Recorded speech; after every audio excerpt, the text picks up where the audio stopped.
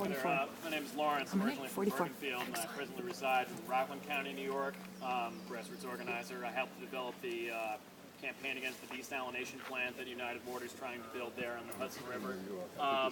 I was interested to come out here in part just due to local interest, and also I'm interested in kind of seeing what the field is for the people who are doing grassroots lobbying, political or partisan sort of action, because I work in developing, say, popular action, especially in terms of resistance to these sorts of things, interested in developing a campaign with pickets, boycott, divestment from the industry, and as to alternatives, things like building up efficiency for buildings.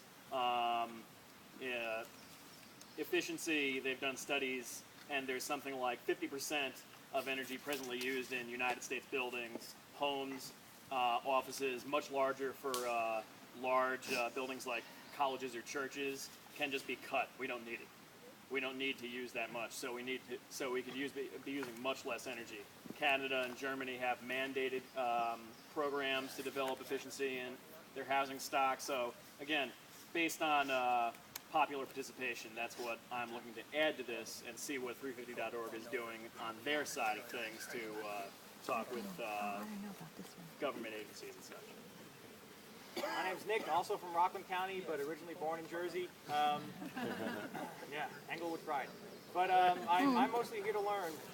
I'm kind of new to this environmental activism stuff, so I'd like to see what's what and what's going on, because fracking's pretty terrible, and I'm also pretty involved in opposing the proposed United Water desalination plant. It'll be right in my backyard. I didn't know that. Not literally, but close enough. So that's all bad news, and I'd like to see what we can do to stop all these terrible things.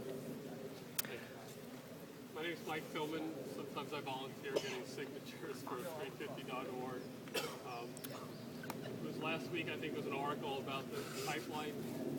There's so much extra gas available that the price of gas has dropped to the point that it's now economical to ship it abroad, to sell it overseas. Thanks for coming over the wood, that's all. All right, Planes. car on the bridge. Who thought it was thunder? Pipeline blew up. One of the things they want to do with the pipeline is they want to increase the pressure.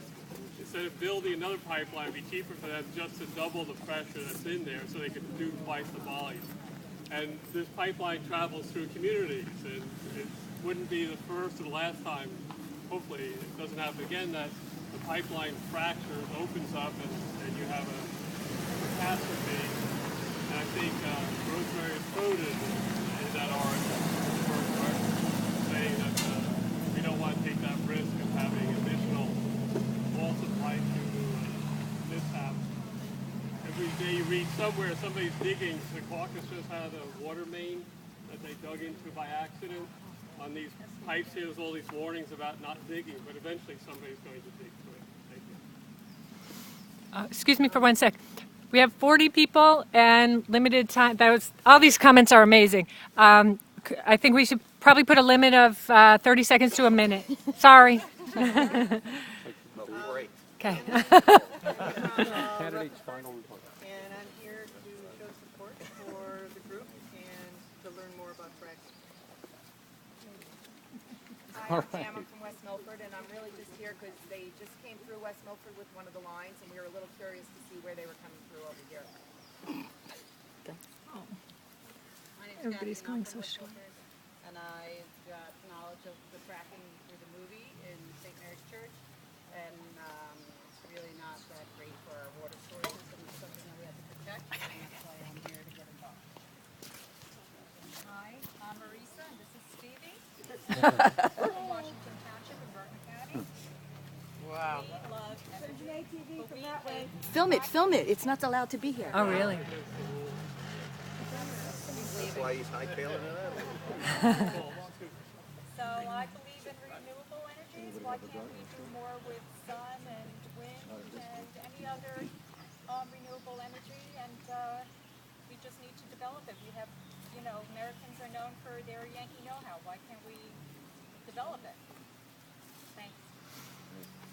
Leslie Kameny from Glen Rock, New Jersey, and my concerns are twofold. I want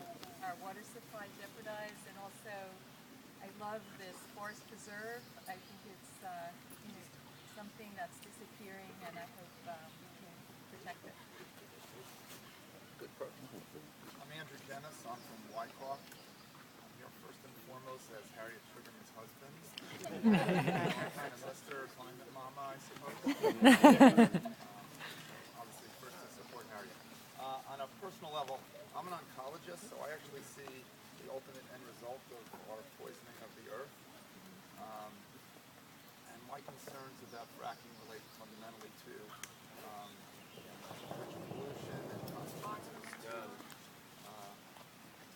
all of our children as well as ourselves. You know, in my business, it's all about prudence first. You know, we test things and determine their safety before we use them, and fundamentally befuddled as to why we're doing these things before we understand the consequences.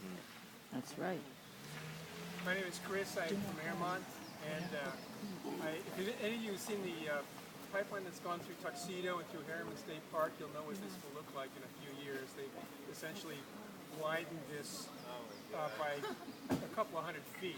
They'll tear down a huge amount of trees, blast a huge amount of rocks, and leave a much bigger scar than just a pipeline like this. So if you ever want to see what those new pipelines look like, look at where it crosses the New York State Thruway at Tuxedo and up into the state park. My name is Harriet Sugarman. I work on climate change issues full-time with Climate Reality and with Climate Mama. I think that these big global issues sometimes are so hard to get our arms around. We need to make them local and about things like this. There's nothing natural about natural gas. As we heard all around, why is the industry allowing this big rush to go through until we really understand what's in that frac, how fracking safely? What is it, water we're bringing out? It's being put on our roads to de-ice them. It's going into our watershed. We don't know what's in that, so how can we treat it? And so there's no rush, as we have a huge glut of natural gas. It is not giving us our energy security anymore if we pull it out, because then we need to ship it overseas than it is if it's sitting underground. So we should not allow industry to push our government at national or at local or state levels to make these decisions when we don't have full knowledge of what's going on. Hello, my name is Naomi Moore from Glen Rock Environmental Commission. Everyone, we are so smart. We know all the facts. Now it's time to take action. We have to say no. That's it.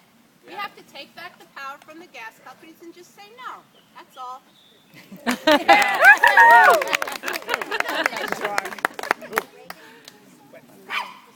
I am Tom Bumlinger, and I feel kind of hypocritical because I use all the energy that is provided, and I would like to start to be amongst a group of people that lives a different life and looks at things issue by issue, you know, light bulb by light bulb, glass of water by glass of water, lawn by lawn, to change the way I'm living and learn how to do it. With a group of people who's also learning. Thanks. Thank you.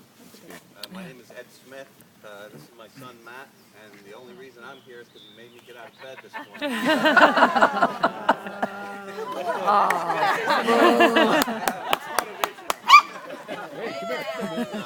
He made us all get out of bed. I have a degree, dual degree in biology and conservation, and a lot of my concerns have passed on to my son Paul and Matt. And I'm glad you're all here. Yeah. All right. Good job. All right, Dad. My name is Matt Smith. I am from Wyckoff, New Jersey, and my father, my brother, Paul's also here today. And I'm a volunteer organizer for 350.org here in New Jersey. And so my big issue, one of my biggest fears and what keeps me up late at night is climate change. You know, we're currently on a path where we've crossed the safe upper limit of greenhouse gas concentrations in our atmosphere, which is sustainable for human life.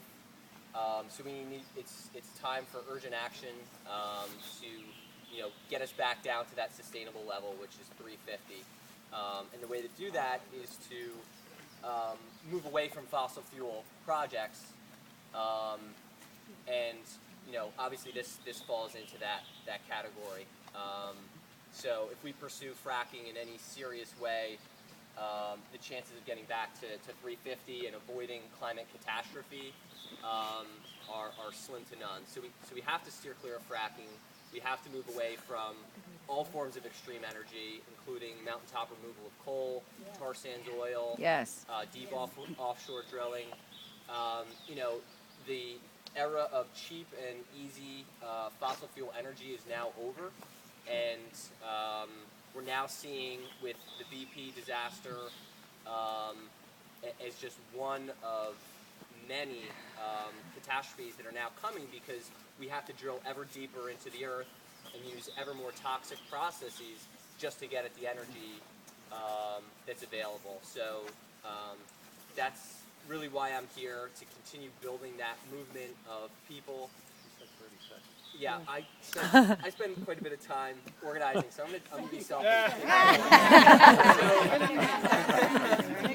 It's all right. Go for it. So I think that what gives me hope, two things that I've been involved in over the last 12 months, the tar sands action over the summer, where 1,200 people were arrested in front of the White House, and another 12,000 circled the White House, and forced President Obama to reject the Keystone XL pipeline, which was basically a done deal before that campaign took place. All right. So for all the pessimists out there, direct action does work. Yes. The other thing that I saw worked was when they were going to drill in the Delaware River Basin Commission, again, was supposed to be a done deal. Thousands of people signed up to converge on Trenton, New Jersey on November 6th.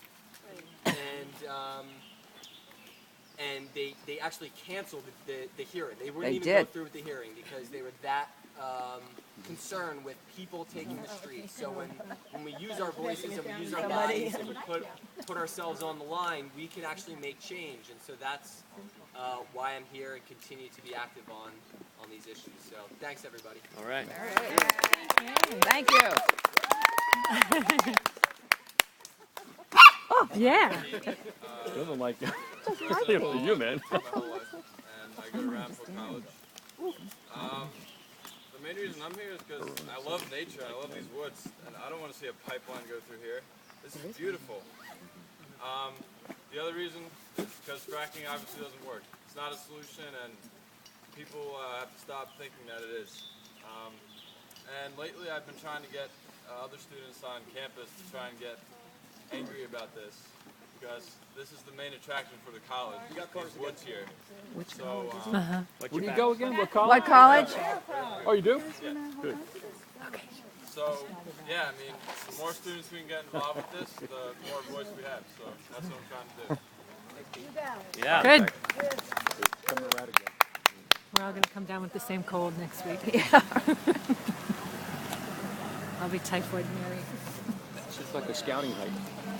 Right. That guy's getting more mileage on that car than Yeah. Hi, my name is Gauri and I'm also from Wyckoff. I've just been interested in all environmental issues from a very young age. And when I came here, it really scares me that everyone else thinks it's such a developed country, and the fact that the governments here can exploit the people. And, frack gas, I think recently someone proved that it does cause a lot of health hazards. And the fact that the government doesn't care about the people and the environment is extremely scary. But I think I have seen that a lot more people are getting interested and a lot more people are becoming aware, so that is a great thing. And as you said, it is working at a pretty, big level, so I have hope. I think something's gonna work out. Yay! Me too. Got some hope.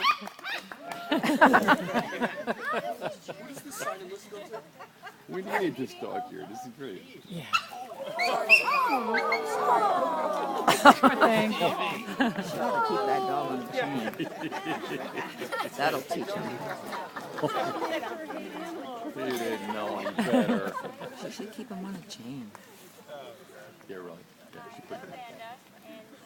I'm Amanda, and I'm from Hillsdale, and I'm just here because my teacher gave us an extra credit opportunity for biology, and I really enjoy being outside and